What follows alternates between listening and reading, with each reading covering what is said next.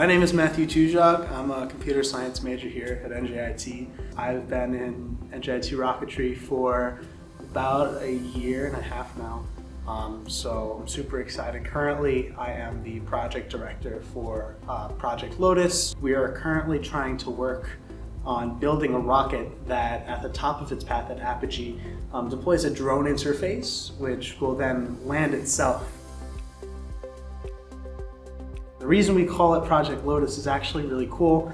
So the drone motors are actually going to be placed on the side of the rocket, and then at the top they're going to be released via a spring mechanism on their petals, right? And the petals will begin to sprout like that of a lotus. It's super cool. We have a lot of the mechanics decided, and we're super excited to build some first scale models. This rocket is really important to the club.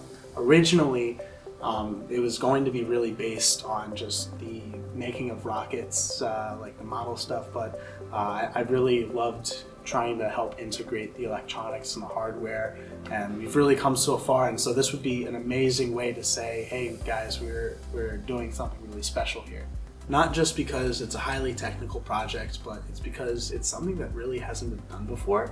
And because we're really abstracting the design, it allows us to implement this procedure for automated launching and landing for all of our different rockets as well. We're currently also working on Project Javelin, which will enable us to work on 2 or multi-stage rockets in the future. So to combine those 2 technologies together could be something really special in the field of model rocketry.